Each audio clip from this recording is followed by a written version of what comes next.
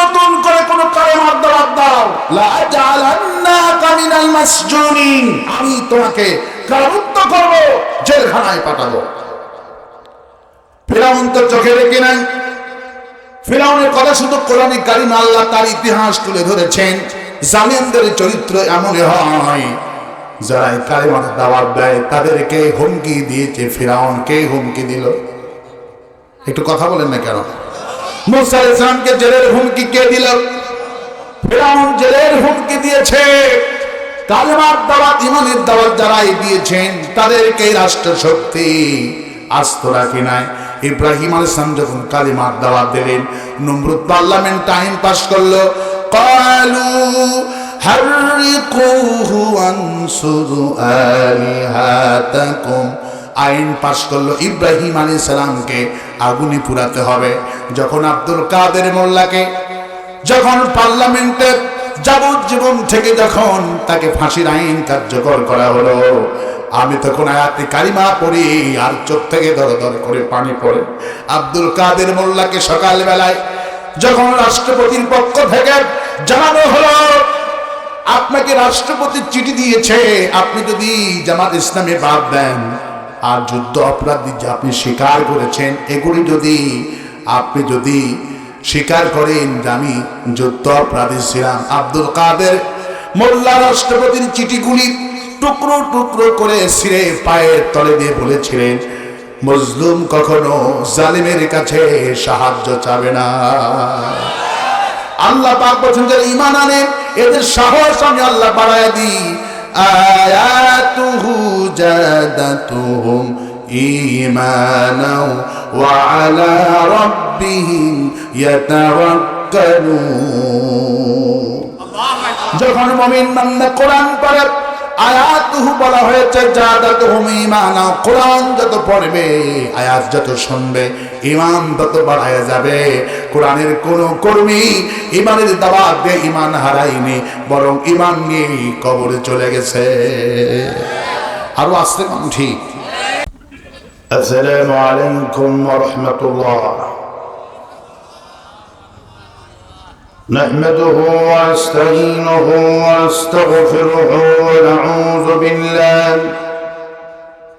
ونعوذ بالله من شرور أنفسنا ومن سيئات أعمالنا، من يهد الله فلا مضل له ومن يضلله فلا هادي له، ونشهد أن لا إله إلا الله وحده لا شريك له، ونشهد أن سيدنا وحبيبنا ومولانا محمدا عبده ورسوله الذي أرسله بالحق بشيرا ونذيرا وداعيا إلى الله بإذنه وسراجا منيرا. فقد قال الله تعالى في كلامه المجيد وفرقانه حميد. أعوذ بالله من الشيطان الرجيم. بسم الله الرحمن الرحيم. إن الله وملائكته يصلون على النبي يا أيها الذين آمنوا صلوا عليه وسلموا تسليما. اللهم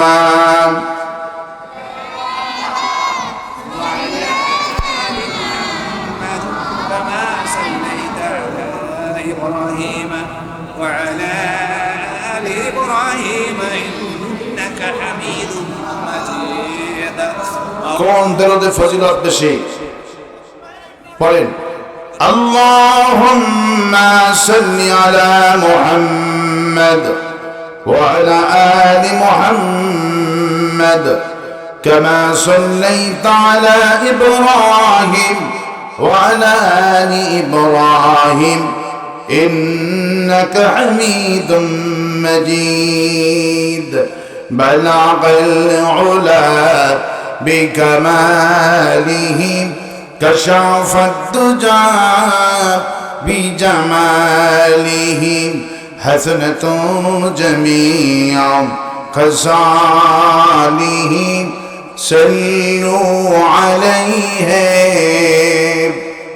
سورة يوسف بداري حکمت لقمان ما کریے قرآن بارے آئے دلے شدیمان ما بلغ العلا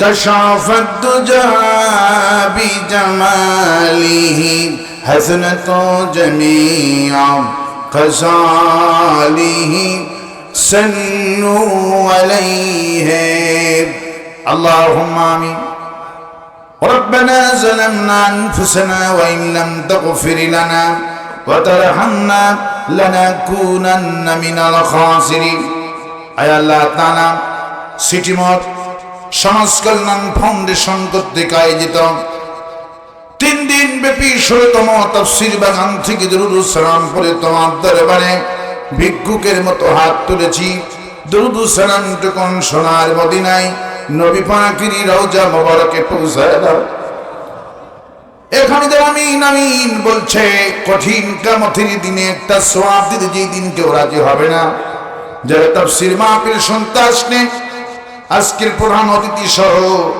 এই এলাকার অত্যন্ত মানুষের শ্রদ্ধাভাজন ব্যক্তিত্ব এই এলাকার মানুষ যাকে কলিজা দিয়ে ভালোবাসেন আল্লাহ তাআলা ডক্টর মোহাম্মদ কেরামত আলী সাহেবের হায়াতকে তুমি দারাজ করে দাও এই শিবগঞ্জের মানুষের খাদিম হিসাবে তাকে কবুল করো এই তাফসীর মাহফিলকে কবুল করো একটা সওয়াব দিতে এই দিন কিয়ামতের ময়দানে কেউ রাজি হবে না ওই মাশারের দিনে আমাদের মাহফিল সকলের জন্য নাজাতের ওসিলা বানায় দাও আল্লাহ ইয়া রব করম তু আগার করে ও বাদ জুবা কো जो दिल पर वासर करे रब्बना तक़ब्बल मिन्ना इन्नका अंतस समीउल अलीम व तुब अलैना इन्नका अंतत तव्वाबुर रहीम सुब्हान रब्बिका रब्बिल इज्जति अम्मा यसिफून व सलामुन अलल मुरसलीन वल्हम्दुलिल्लाहि रब्बिल आलामीन একটু জিকির করেন লা ইলাহা কেউ দাঁড়িয়ে থাকবেন না সমস্ত দাঁড়ানো ভাইরা মেহেরবানি করে বসুন কোরআন শোনার আদব হলো বসা কেউ দাঁড়িয়ে থাকবেন না সমস্ত মুসলমান বসে কোরআন শুনুন লা ইলাহা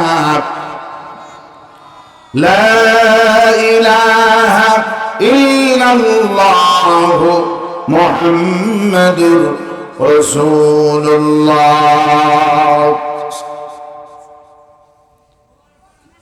আজকের মাহফিলের সম্মানিত সভাপতি আলহাজ আনিসুর রহমান সরাফি আজকের মাহফিলের প্রধান অতিথি যিনি অসুস্থতার মধ্যে আজকের মাহফিলে এসে 5 মিনিটের মধ্যে 7টি আয়াতে কারিমা এবং 2টি হাদিস শরীফ থেকে তেলাওয়াত করেছেন 5 মিনিটের আলোচনায় কোরআন এবং হাদিসের 7টি আয়াত হাদিস 5টি আয়াত এবং 2টি হাদিস শরীফ তেলাওয়াত করেছেন আমরা দোয়া করি আল্লাহ পাক এমন মানুষের হায়াতকে আল্লাহ দারাজ করে দিন অনেক বক্তা আছেন 2 ঘন্টার মধ্যে একটা আয়াত বলে না আর 5 মিনিটের মধ্যে 5টা আয়াত 2টি হাদিস বলেছে সুবহানাল্লাহ আল্লাহ পাক এই সমস্ত নিয়ামতগুলি দীর্ঘদিন বেঁচে রাখুন বলি আমিন বাবা মাইক আবার এরকম হলো কেন? আওয়াজটা দাও।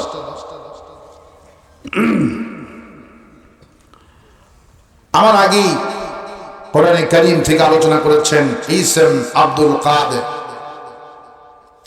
আমার সামনে বসা কোরআনে কারীম শুনতে আসা কোরআন পাগল মুসলমান ভাইরা, পুরুষের চাইতে কয়েক গুণ বেশি আয়েশার উত্তরসূরি, খাদিজার উত্তরসূরি, সুমাইয়ার উত্তরসূরি আমার সম্মানিত মা এবং বোনেরা, আমার অন্তরস্থল থেকে আহলান সাহলান জানাচ্ছি, আসসালামু আলাইকুম ওয়া রাহমাতুল্লাহ।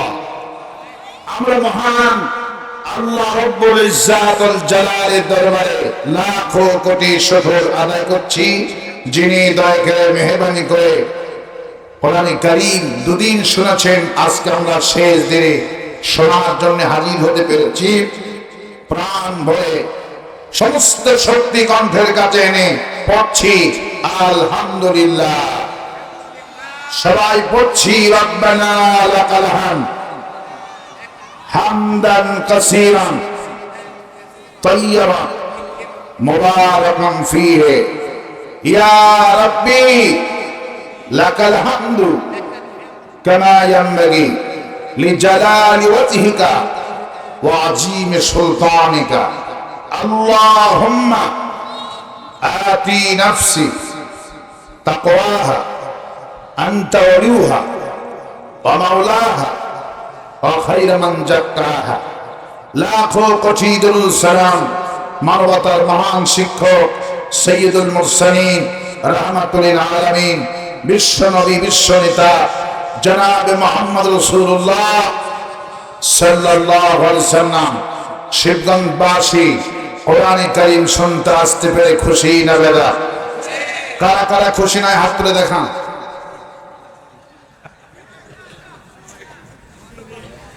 আপনারা খুশি আছেন ঠিকই, ভুলে হাত উঠে গেছে, অসুবিধা হবে না। বুখারী শরীফে এসেছেন, নবী করিম সাল্লাল্লাহু আলাইহি ওয়াসাল্লাম বলেছেন, রমজান মাসে রোজা রেখে ভুল করে যদি কেউ পেট ভরে ভাত খায়, আল্লাহ পাক তার রোজার কোনো ঘাটতি হবে না, তার রোজা নষ্ট হবে না। সুবহানাল্লাহ।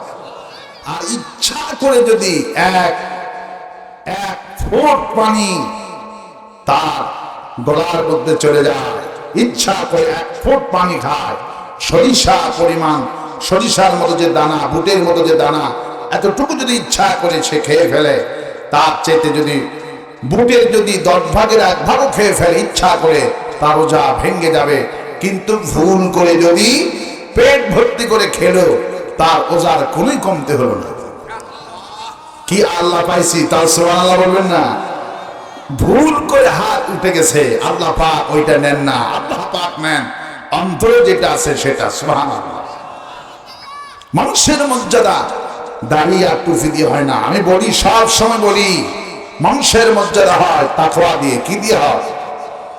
এই জন্য আল্লাহ রাব্বুল আলামিন তিনি তাকওয়ার কথা বলতে গিয়ে বললেন, ইন্না আকরামাকুম ইনদাল্লাহি আতকাকুম।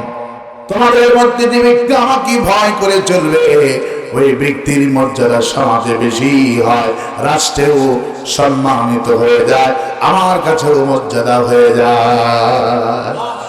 যে ব্যক্তি আল্লাহকে ভয় করে, ওই ব্যক্তি সমাজ তাকে দেখে সম্মান করে, সমাজ তাকে দেখে ভয় করে। গাঁজাখুর মদখুরকে দেখে সমাজের কোনো মানুষ ভয় করে না। ইমাম সাহেব যখন মসজিদ থেকে বের হয়, যে মহিলাগুলি পর্দা করে না, সেই মহিলাও মাথায় কাপড় দেয়। কারণ ইমাম সাহেব কাকে ভয় করে? আল্লাহ পাককে ভয় করে। আর সমাজে যখন মেলা হয়, গান হয়, সমাজের লোকেরা কার থেকে ভয় করে? আলেম থেকে ভয় করে, যে সত্যবাদী তার থেকে ভয় করে। ঠিক কিনা বলে? মানুষের মর্যাদা দাঁড়িয়ে একটু দিয়ে হয় না। গত রমজান মুবারকে আমার একজন বন্ধু ফাজিল মাদ্রাসার আরো প্রভাষক, তিনি বলছেন, আমি দুধ কেনার জন্য দুধ হাঁটতে গিয়েছি, যে দেখি দুধের বাজার আগুন। 50 টাকার দুধ 80 টাকা। এক কোনায় দেখে একজন মুরব্বী 1 বালতি দুধ নিয়ে এসেছে। জিজ্ঞেস করলাম, বাবাজি আপনার দুধের কেজি কত? মাথায় টুপি, মুখে দাড়ি, ভাই লম্বা পাঞ্জাবি, ঘাড়ে একটা গামছা রয়েছে। আপনার রুমাল বলেন না গামছা বলেন? গামছা। উনি মাসি তাড়াচ্ছে গামছা। বললাম বাবা যে আপনার দুধের কেজি কত? উনি বলল আমার দুধ 100 টাকা, ওনার মিটার আরো বেশি। বললাম আচ্ছা সবাই তো 80 টাকা বেছে, আপনি 100 টাকা চাল কেন? বলল আমার দুধ হলো খাঁটি, কোনো ভেজাল নেই। মুরব্বীর চেহারা, শুরু, দাড়ি, টুপি, পাঞ্জাবি দেখে রমজান মাস, তাকওয়ার মাস, ভেজাল তো দিবেই না। বললাম ঠিক আছে তাহলে আপনি 5 কেজি দুধ আমারে দেন। দুধ 5 কেজি মাপতেছে, হঠাৎ করে 5টা পুলিশ আর ম্যাজিস্ট্রেট আর দুধ পরীক্ষা করার মেশিন এইটা নিয়ে দুধ হাড়িতে ঢুকছে। মুরব্বী যখন দেখছে পুলিশ আর ম্যাজিস্ট্রেট আর দুধ পরীক্ষা করার মেশিন, মুরব্বী দুধের বালতি ধুইয়া সবার আগে দৌড়। আমার বন্ধু আমাকে বলছে ভাইয়া কোথায় ওয়াজ করবেন? লাআল্লাকুম তাত্তাকুন, রমজান মাস তাকওয়ার মাস। যারে দেখে আমি পরেশগার মনে করলাম, এই ময়দান থেকে দুধ হাতি থেকে কেউ পালালো না। দাড়ি চাচা মানুষগুলি পালালো না, প্যান্ট শার্ট পরা মানুষগুলি পালালো না, পালালো এই দাড়িওয়ালা।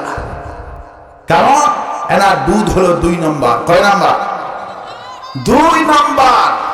2 নম্বর তাদের দুধ, 2 নম্বর তাদের জীবন, তারা পালায়। যেমন আমাদের আফাটা পালাইছে, ঠিক কিনা বলে? আফাটা কয় নাম্বার ছিল? কয় নম্বর ছিল? দুধওয়ালা কয় নম্বর ছিল? দুধওয়ালা ছিল 2 নম্বর। এই জন্য পালাইছে। আমাদের আফাটাও কি হয়েছে? পালাইছে। ইতিহাস প্রমাণ করে যাদের জীবন ভেজাল, যারা 2 নম্বর, এরা পালায়। জামাত ইসলামী কোন মানুষ দেশ থেকে পালায়নি, ঠিক কিনা? প্রমাণ হলো যাদের জীবন 2 নম্বর তারা পালায়। তাহলে এই মাহফিলে আসতে পেরে খুশি না বেজা? কারা কারা খুশি আছেন দুহাত তুলে আল্লাহ রাব্বুল আলামিন দেখায় দেন।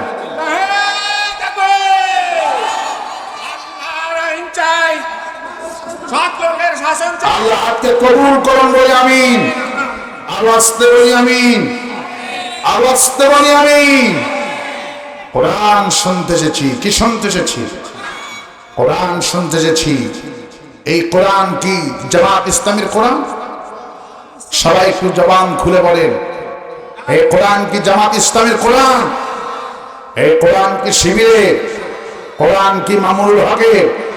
কোরআন কি চরমনায় পীরের? কোরআন কার? সবাই আওয়াজ করে বলেন কোরআন কার? কোরআন হলেন আল্লাহ পাকের। এটি হলো সকলের জন্য। এটা কার জন্য বলেন? আমাদের সকলের জন্য। হাদা বায়ানুল লিন্নাস হুদাল লিন্নাস বারাগুল লিন্নাস। গোটা বিশ্ব মানব গোষ্ঠীর জন্য হেদায়েতের কিতাব। সুবহানাল্লাহ। আল্লাহ কি শুধু জামাত ইসলামের আল্লাহ? আল্লাহ আল্লাহ সকলের। আল্লাহ পাক হলেন সকলের। নবী করিম সাল্লাল্লাহু আলাইহি ওয়াসাল্লাম তিনি কি আমাদের একক নবী না সকলের নবী? সকলের নবী। এই জন্য বিশ্বকবি, কবি সম্রাট আল্লামা ইকবাল কি সুন্দর করে বলছেন, হরমে পাক ভি আল্লাহ ভি কোরআন ভি, হরমে পাক ভি আল্লাহ ভি কোরআন ভি, কুসবরি বাতি জোতে जो মুসলমান ভি। হে মুসলমান, তোমরা সকলেই তো বলো আল্লাহ আমাদের একটা, কোরআন আমাদের একটা, নবী আমাদের একটা। আল্লাহ যদি এক হয়, কোরআন যদি এক হয়, নবীটা যদি এক হয়, ঘোষণা করো আমাদের দলও হবে একটা। দল কয়টা হবে? আল্লাহ কয়টা? কোরআন কয়টা? নবী কয়টা? দল হবে কয়টা? বর্তমানে বাংলাদেশে দলের সংখ্যা, ইসলামী দলের সংখ্যা হলো 80টি। তাবলীগ জামাতে 2 গ্রুপ। কয় গ্রুপ? 2 গ্রুপ। কওমে আলেমদের মধ্যে 21 গ্রুপ। কত গ্রুপ? 21 গ্রুপ। মামুনুল হক একটা দল, চরমনায় একটা দল, মুফতি আমিনী, মুফতি ইজহার খেলাফত মজলিস, ইসলামী ঐক্য, তারপরে এরকম করে লিস্ট দেখলাম 21টি দল। কয়টি দল? 21টি দল। বর্তমান সব দলগুলি এক প্ল্যাটফর্মে আসতেছে। কোন আলহামদুলিল্লাহ। আল্লাহ পাক যেন সমস্ত দলগুলিকে এক প্ল্যাটফর্মে আসার তৌফিক দান করে দেয়। আর আসতে কোন আমিন, আর আসতে কোন আমিন। আপনারা খুশি না বেজার? সব হুজুর যদি এক হয়, ইমাম যদি এক হয়, CNN, আল জাজিরা, আমেরিকা গতকালকেই তথ্য দিয়েছে বাংলাদেশের ভবিষ্যৎ ইসলাম। ক্ষমতায় আসবে ইমামেরা। আল্লাহু আকবার। যদি ঐক্যবদ্ধ থাকতে পারি, ইমাম যদি ঐক্যবদ্ধ থাকতে পারে, আগামীর পার্লামেন্ট হবে কোরআনে কারিমের পার্লামেন্ট। আমি বেশি আলোচনা করব না, যেহেতু প্রচন্ড শীত আর বাড়ি ঘর ফেলে দিয়ে এসেছে, কোরআন শুনতে এসেছেন। আপনাদের কি কি সওয়াব আল্লাহ দিচ্ছে আর কি যে গুনাহ মাফ করতেছে। আল্লাহ পাক যদি আজকে জানাতেন যে মানুষগুলি বাড়িতে বসে আছে, আজকের সওয়াবের কথা জানতে পারলে ওরা বাড়ি থেকে উঠেই মাত্র চলে আসছে। নবী করিম সাল্লাল্লাহু আলাইহি ওয়াসাল্লাম বলছেন, কোরআন শরীফ তেলাওয়াত করলে প্রতি অক্ষরে 10টি নেকি। আর কোরআন যেখানে গবেষণা হয়, আফালা ইয়াতাদাব্বারুনাল কোরআন, কোরআন যেখানে গবেষণা হয়, 1 মিনিট কোরআন গবেষণা যেই মজলিসে হয়, কিয়ামত পর্যন্ত সিজদা দিলে যেই আল্লাহ পাক খুশি না হয়, 1 মিনিট কোরআন গবেষণা করলে সেই সওয়াব হয়। আমরা আজকে এখানে কোরআন গবেষণা করব। কি গবেষণা করব? আমি ছোট্ট একটি সূরা থেকে আজকে তাফসীর করার চিন্তা করেছি।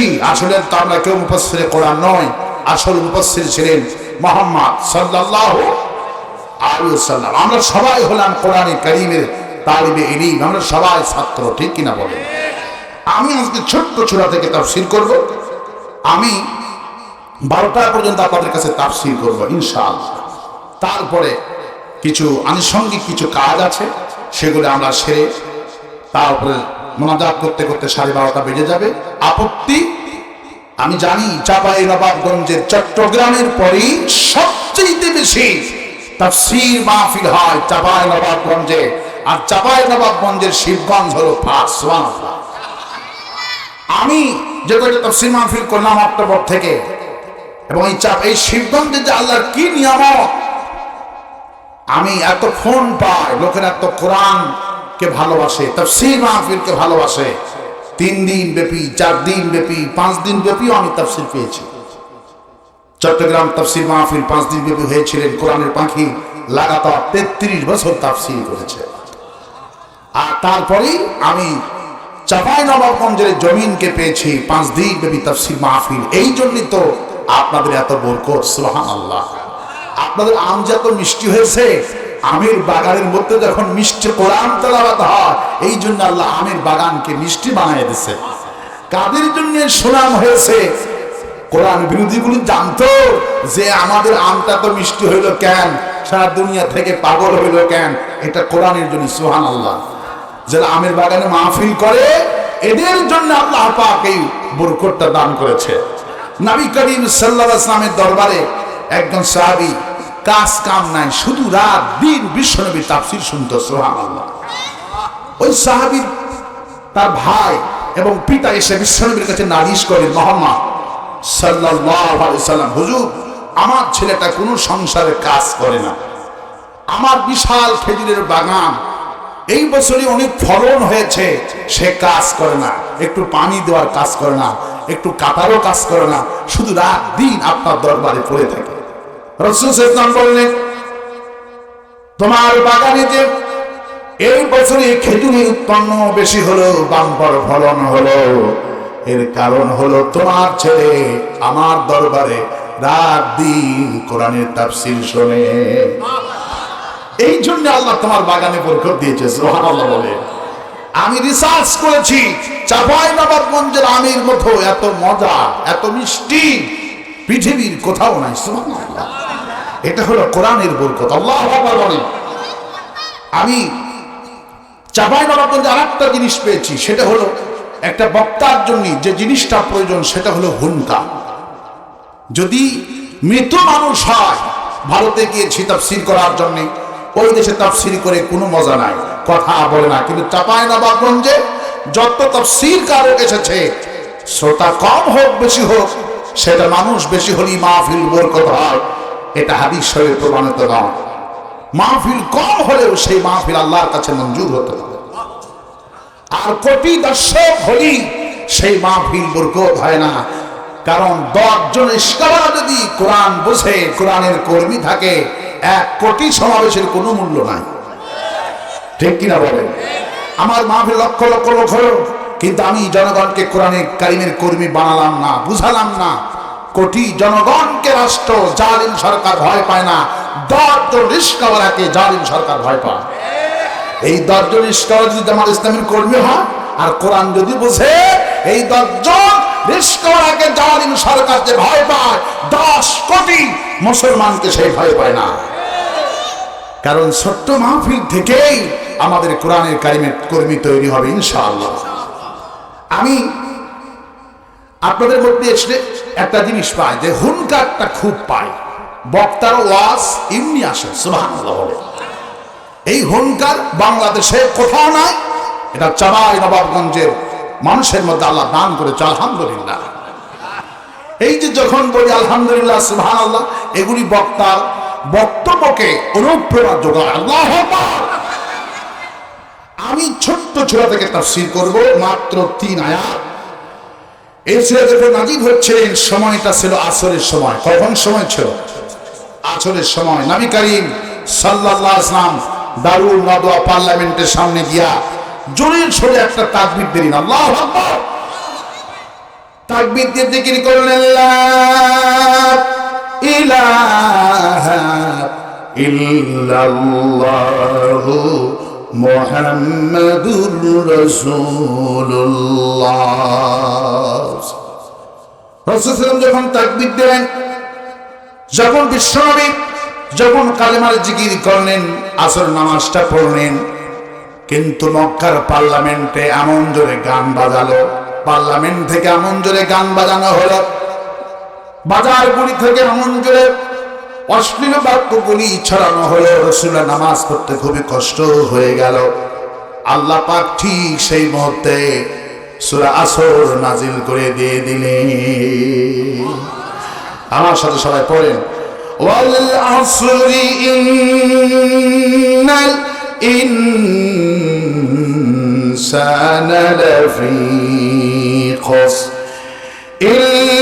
ইল্লাল্লাযীনা আমানু ওয়া আমিলুস সালিহাতি ওয়া তাওয়াসাউ বিল হাক্কি ওয়া তাওয়াসাউ বিস সাবর। এই সূরা যখন নাযিল হয়ে গেলেন, রাসূল সাল্লাল্লাহু আলাইহি ওয়াসাল্লাম সাহাবীরা এমন ভাবে সূরাটা মুখস্থ করলেন, এমন ভাবে শ্রদ্ধা করলেন। যখন সাহাবীরা দেখা করতেন, প্রথমে দেখা হতেই সালাম বিনিময়ের পর এই সূরা তেলাওয়াত করে শোনায় দিত। আবার যখন বিদায় নিত, তখন এই সূরা পড়ে বিদায় নিয়ে নিত। সুবহানাল্লাহ। আল্লাহ পাক আলিফ এবং লামের আগে একটা অ বসিয়েছেন, আরবি গ্রামার অনুযায়ী এটা হলো অয়ে কাসমিয়া। এটা কি বলে? অয়ে কাসমিয়া। আল্লাহ পাক যখন কসম খান, তখন এটা অ লাগাই দেন, সুবহানাল্লাহ বলে। এটা আপনারা বুঝবেন না, শুধু আলোচনার প্রেক্ষাপটে আমি কথাগুলি বুঝাচ্ছি। এগুলি বুঝতে গেলে অনেক পড়াশোনার প্রয়োজন আছে, তবে বুঝালি অবশ্যই কোরআন বোঝা সহজ, সুবহানাল্লাহ বলে। কোরআন মোটেই কঠিন জিনিস নয়, আল্লাহ অনেক সহজ করে নাজিল করে দিয়েছে। আমার ভাইয়েরা, বন্ধুগণ, যখন আসরের সময়কে যখন নেতারা গুরুত্ব দিল না, রাসূলের নামাজে যখন ডিস্টার্ব করলো, তখন আল্লাহ পাক ঠিক সেই মুহূর্তে এই সূরাটা নাজিল করে দিলেন। আল্লাহ পাক কসম খাচ্ছেন। কে কসম খাচ্ছে বলে? আল্লাহ পাক কসম খাচ্ছেন। কসম কে কি বলতেছেন? ইন্নাল ইনসানা লাফি খুসর। আমি কসম করছি সময়ের, আর নিশ্চয় প্রত্যেকটা মানুষের জীবনটা বিফল, জীবনটা ক্ষতিগ্রস্ত। এই মানুষের মধ্যে তাবলীগ আছে না নাই? জামাত ইসলামী আছে না নাই? পীর সাহেব আছে না নাই? সমস্ত মানুষটা উল্লেখ করে বলেছেন ইন্নাল ইনসানা লাফি খুসর, নিশ্চয় প্রত্যেকটি মানুষের জীবন বিফল, জীবন ক্ষতিগ্রস্ত। ওদের জন্য জীবন বিফল নয়, ওরা ক্ষতিগ্রস্ত হবে না। ইল্লাল্লাযীনা আমানু, যারা ঈমান এনেছে এরা হলো সফল। সুবহানাল্লাহ। আল্লাহ পাক বলছেন সমস্ত মানুষের জীবন বিফল, জীবন ক্ষতিগ্রস্ত যদি ঈমান না আনে। ওদের জীবন সফল হয়ে যাবে যারা ঈমান আনবে, আমলে সালেহ করবে। আমলে সালেহ করলে হবে না, হকের দাওয়াত দিতে হবে, ঈমানের দাওয়াত দিতে হবে, হকপন্থী অবলম্বন করতে হবে। হকের দাওয়াত দিতে গেলে মার আসবে, ওই সময় সবর ইখতিয়ার করতে হবে। আল্লাহ পাক বলেন এই চারটি কোয়ালিটি যে ব্যক্তি অর্জন করতে পারবে দুনিয়াও সফল, আখিরাতও সফল হয়ে যাবে। আর সমস্ত নবীরা প্রথমে ঈমানের দাওয়াত দিয়েছেন। কিসের দাওয়াত দিয়েছেন? ঈমানের দাওয়াত দিয়েছেন প্রথমে, কিন্তু ঠ্যাঙ্গার নাই, মারেন নাই। ঈমানের দাওয়াত আমরা আজকে দিচ্ছি, লা ইলাহা লা ইলাহা। সমস্ত নবী ঈমানের দাওয়াত দিয়েছেন, সেই কথা আল্লাহ পাক বলেন ইয়া কওমি ইবুদুল্লাহ মা লাকুম মিন ইলাহিন গায়রু, হে আমার কওম এসো এক আল্লাহর গোলামি করি। আর ঈমানের দাওয়াত প্রথম কাদেরকে আল্লাহ দিতে বললেন? আমরা তো ঈমানের দাওয়াত দিই, আপনাদেরকে দাওয়াত দিচ্ছি, ঈমানের দাওয়াত দিচ্ছি। কিন্তু আল্লাহর টার্গেট ছিল যারা তাগুত, যারা আল্লাহর আইন মানে না, এদেরকে আল্লাহ ঈমানের দাওয়াতের জন্য প্রথমে ওহী করলেন ইজহাব ইলা ফিরআউনা ইন্নাহু তাগা। ফিরআউন যখন আল্লাহ দাবি করলেন, নিজেই শুধু আল্লাহ দাবি করে বসলই না, গোটা জাতিকে আল্লাহর আইন অমান্য করতে বাধ্য করলো। তাকে বলা হয় তাগুত। কি বলা হয়? তাগুত বলা হয়। তাগুত বলা হয় ওই শক্তিকে নিজেই শুধু আল্লাহর আইন অমান্য করে তা নয়, ক্ষমতা দিয়া, পুলিশ দিয়া, র‍্যাব দিয়া, সেনাবাহিনী দিয়া গোটা জাতিকে আল্লাহর আইন অমান্য করতে বাধ্য করে। তাকে বলা হয় তাগুত। তাকে কি বলা হয়? তাগুত বলা হয়। কারণ আপনি তাগুত রাষ্ট্র ক্ষমতা ছাড়া সে ব্যক্তি তাগুত হতে পারে। কারণ আপনি তো নামাজ পড়েন না, কিন্তু আপনি কি কাউকে নামাজ পড়তে বাধ্য করতে পারবেন? আপনি কি অন্যায় করতে বাধ্য করতে পারবেন?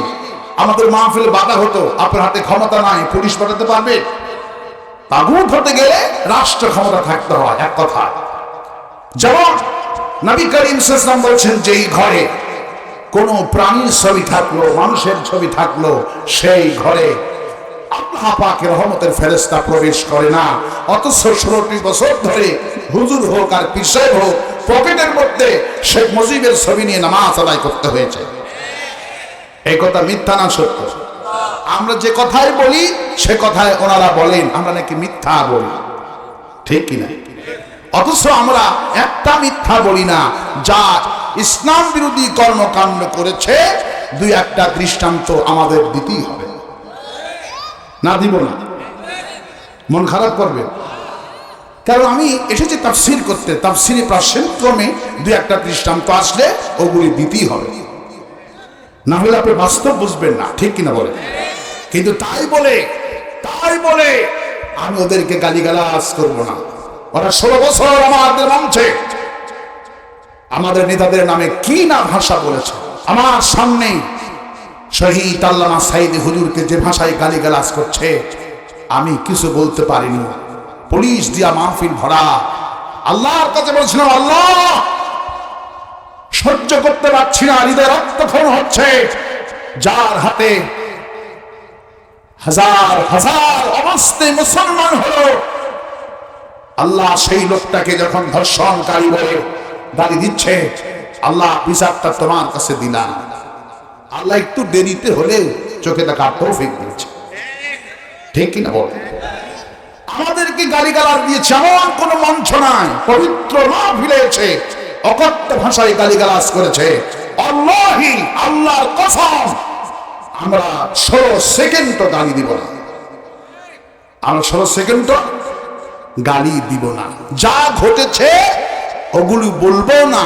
দুই একটা যেগুলো চূড়ান্ত শিরকের মতো অপরাধ করেছে, টাকার মধ্যে ছবি দিয়েছে, এই ছবি টেবিলে তুলে নামাজ হবে, ফেরেশতা ঢুকবে, একে বলা হয় তাগুত। জোর করে আল্লাহর আইন অমান্য করেছে হাসিনা, গোটা জাতিকে আল্লাহর আইন অমান্য করতে বাধ্য করেছে, একে বলা হয় তাগুত। কি বলা হয়? তাগুত বলা হয়। ফিরআউন ছিল সেই সমাজের তাগুত শক্তি।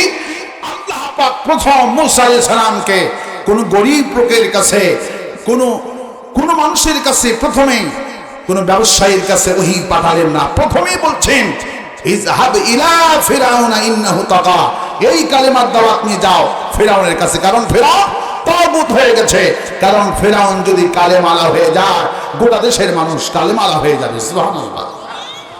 ইমানের দাওয়াত প্রথমে আল্লাহ রাব্বুল আলামিন ফিরআউনের কাছে নিয়ে যেতে বললেন। মূসা আলাইহিস সালাম রবের হুকুম পেয়ে ছুটলেন মুসার বাড়ির দিকে, পার্লামেন্টের দিকে। ইবনে কাসির তথ্য তুলে ধরেছেন। আব্বাস রাদিয়াল্লাহু তাআলা বললেন, বেষ্টনীর পর বেষ্টনী, 90টি দরজা, একটা নয়, দুটা নয়, 90টি দরজা, 90টি বেষ্টনী দিয়েছে। মূল ফটক থেকে নিয়ে একবারে সংসদ ভবন পর্যন্ত, মূল অধিবেশন যেখানে হয় সেখানে পর্যন্ত 90টি দরজা পুলিশ দিয়া সব নিরাপত্তা চাদর ঢেকে দিয়েছে। ভয় কার থেকে? মুসার থেকে। মুসা যাতে করে আসতে না পারে। আল্লাহু আকবার বলে। আল্লাহ পাক যখন অর্ডার করেছেন চলে যাও, এই কালেমার দাওয়াত, ইমানের দাওয়াত নিয়ে প্রথম চলে যাও ফিরআউনের দরবারে। মুসা আলাইহিস সালাম দরজায় চলে গেলেন, দেখে দরজা পুলিশ দিয়া সবগুলি বন্ধ। মাইক কি হইল বাবা? মাইক তো সুন্দর মাইক, আওয়াজ অ্যাকুরেট করতে হবে। মানে 4 আঙ্গুল যদি ফাঁকে না কথা বলি, একদম ওয়াজ করতে গেলে মানে কাছে মুখ থেকে কথা বলে। যখন কেউ বক্তব্য দিবে তারা হাতে নিয়ে মুখে ঠেকে কথা বলে, কিন্তু তাফসীর করতে গেলে, ওয়াজ করতে গেলে মুখে ঠেকে কথা বলা যায় না। এটা আপনাদের মাথায় অবশ্যই রাখতে হবে যে বক্তা যারা, এরা মুখে ঠেকে কথা বলতে পারবে না। আমার ভাইয়েরা, মূসা আলাইহিস সালাম দরজায় চলে গেলেন। কিভাবে যাবে? দরজা তো বন্ধ। আল্লাহ পাক বলছে, মূসা ভয় পেও না, ওয়ামা তিলকা বিয়ামিনিকা ইয়া মূসা। মূসা তোমার হাতে কি? লাঠি, বাড়ি মারো। মূসা আলাইহিস সালাম বন্ধ দরজায় তালা মারা, দরজায় পুলিশ, পাড়া দরজায় যখন একটা বাড়ি দিল, একটা বাড়ির চোটে 90টি দরজা খুলে গেছে। দরজা দিয়ে ঢুকে গেলেন, পুলিশগুলি সব হা করে তাকা রয়েছে। বিশ্বনবী তিরমিজি বর্ণনায় বললেন, ওই সময় আল্লাহ পাক দুটি আবার মধ্যে দান করে দিলেন। মূসা আলাইহিস সালামের মাথা দিয়া ধুমা ওড়া শুরু করে দিল। সুবহানাল্লাহ। পুলিশগুলো যেন ভুলেও তারা গায়ে হাত না দেয়। 90টি একটা ধাক্কায় 90টি দরজা তখন খুলে গেল, মাথা দিয়া ধুমা উঠতেছে। সুবহানাল্লাহ। রাসূল বললেন, মূসা আলাইহিস সালামকে আল্লাহ বিশেষ দুটি গুণ দিয়েছিলেন, মর্যাদা দান করেছিলেন। যখন রাগ করত মাথা দিয়া ধুমা উঠত, আর পাকড়ি পরা থাকতো, কোকড়া কোকড়া চুল ছিল মাথায়। এই যখন রাগ করতেন, এই পাকড়ি পরা এই চুলগুলি আলিফের মতো পাকড়ি ভেদ করে খারাপ হয়ে যেত। আচ্ছা, আমাদের চেয়ারম্যান সাহেব, সাবেক চেয়ারম্যান সাহেব, আমাদের ভালোবাসার মানুষ ডক্টর মৌলানা কেরামত সাহেবের মাথা দিয়ে ধুমা ওড়ে, আমি এখানে পাশে থাকবো না দৌড় দিব? লোকেরা বলবে মাথা দিয়ে ধুমা উঠতেছে, এমনি তো জামাত ইসলামী করে, না জানি কোন কেরামতি। ঠিক কিনা বলে? নামও কিন্তু আবার কেরামত। ঠিক কিনা বলেন? কেরামতুল আউলিয়া হাক্কুন, ওলি আল্লাহর কেরামত কিয়ামত পর্যন্ত সত্য থাকবে। সুবহানাল্লাহ বলেন। হাদিস শরীফে এসেছে, কেরামতুল আউলিয়া হাক্কুন, ওলি আল্লাহর কেরামত সত্য। ওলি আল্লাহ পক্ষ থেকে আল্লাহ ঘটায় দেন। কে ঘটায় দেন? আল্লাহ পাক ঘটায় দেন। যেমন আল্লামা সাইদি সাহেবকে চাঁদ দেখা গেছিল, ঠিক কিনা? সাইদি সাহেব জানেন না, কিন্তু সাইদি সাহেবের পক্ষ থেকে কে ঘটাই দিছে? আল্লাহ পাক ঘটান। ব্যক্তির কোনো ক্ষমতা নাই, নবীর কোনো ক্ষমতা নাই। ক্ষমতা কার? কার ক্ষমতা? আল্লাহ পাক ঘটিয়ে থাকে, এগুলি সত্য। মুসা আলাইহিস সালামের অবস্থা যখন দেখলেন মাথা দিয়ে ধোঁয়া উঠছে, পুলিশ সাইলেন্ট হয়ে গেলেন, ভয় পেয়ে গেলেন। মানুষ না পাগল, ঠিক কিনা? মাথা দিয়ে ধোঁয়া উড়ে কিছু বলার সাহস নাই। মুসা আলাইহিস সালাম পার্লামেন্টে চলে গেলেন, যেদিকে 990 জন পার্লামেন্ট সদস্য জরুরি মিটিং করছে, আর মুসা আলাইহিস সালাম পার্লামেন্টে গিয়া একটা জোরে সরে জিকিরে হাঁকায় দিল, লা ইলাহা ইল্লাল্লাহু মুসা কালিমুল্লাহ, লা ইলাহা ইল্লাল্লাহু ইব্রাহিমু খলিলুল্লাহ, লা ইলাহা ইল্লাল্লাহু মুহাম্মাদুর রাসূলুল্লাহ। সমস্ত নবীরা কি দাওয়াত ছিল? মুসা আলাইহিস সালাম যখন কালিমার দাওয়াত দিলেন, ফিরাউনের চোখগুলি বড় বড় হয়ে গেল। ফিরাউন বলল, মা আলিমতু লাকুম মিন ইলাহিন গায়রি, আমি তো জানি না আমি ছাড়া কোন ইলাহ আছে। মুসা, তোমাকে আমি অনেক ভালোবাসি, তোমার প্রতি আমার সতর্কবাণী হলো, লা আজআলান্নাকা মিনাল মাসজুনিন। আবার যদি নতুন করে কোন কালেমার দাওয়াত দাও, লা আজআলান্নাকা মিনাল মাসজুনিন, আমি তোমাকে কারারুদ্ধ করব, জেলখানায় পাঠাবো। ফিরাউন তো চোখে দেখে নেন। ফিরাউনের কথা শুধু কোরআনে কারিমে আল্লাহ তার ইতিহাস তুলে ধরেছেন। জালেমদের চরিত্র এমন হয়, যারা কালিমার দাওয়াত দেয় তাদেরকে হুমকি দিয়েছে। ফিরাউনকে হুমকি দিল, একটু কথা বলেন না কেন? মুসা আলাইহিস সালামকে জেলের হুমকি কে দিল? ফিরাউন জেলের হুমকি দিয়েছে। কালিমার দাওয়াত, ইমানের দাওয়াত যারাই দিয়েছেন তাদেরকে রাষ্ট্র শক্তি আস্ত রাখি নাই। ইব্রাহিম আলাইহিস সালাম যখন কালিমার দাওয়াত দিলেন, নমরুদ পার্লামেন্ট আইন পাস করলো, ক্বালু হাররিকুহু আনসুরু আলিহাতাকুম, আইন পাস করলো ইব্রাহিম আলাইহিস সালামকে আগুনে পুরাতে হবে। যখন আব্দুল কাদের মোল্লাকে যখন পার্লামেন্টে যাবজ্জীবন থেকে যখন তাকে ফাঁসির আইন কার্যকর করা হলো, আমি তখন আয়াতে কারিমা পড়ি আর চোখ থেকে দর দর করে পানি পড়ে। আব্দুল কাদের মোল্লাকে সকালবেলায় যখন রাষ্ট্রপতির পক্ষ থেকে জানানো হলো আপনাকে রাষ্ট্রপতি চিঠি দিয়েছে, আপনি যদি জামাত ইসলামে বাদ দেন আর যুদ্ধ অপরাধী যে আপনি স্বীকার করেছেন, এগুলি যদি আপনি যদি স্বীকার করেন যে আমি যুদ্ধ অপরাধী ছিলাম। আব্দুল কাদের মোল্লা রাষ্ট্রপতির চিঠিগুলি টুকরো টুকরো করে ছিঁড়ে পায়ের তলে দিয়ে বলেছিলেন, মজলুম কখনো জালিমের কাছে সাহায্য চাবে না। আল্লাহ পাক বলেন যারা ঈমান আনে এদের সাহস আমি আল্লাহ বাড়ায় দিই। আয়াতুহু জাদাতুহুম ঈমানাও ওয়া আলা রাব্বিহিম ইয়াতাওয়াক্কালুন। যখন মুমিন বান্দা কোরআন পড়ে, আয়াতুহু বলা হয়েছে জাদাতুহুম ঈমানা, কোরআন যত পড়বে, আয়াত যত শুনবে, ঈমান তত বাড়ায়া যাবে। কোরআনের কোন কর্মী ঈমানের দাওয়াত দিয়ে ঈমান হারায়নি, বরং ঈমান নিয়ে কবরে চলে গেছে।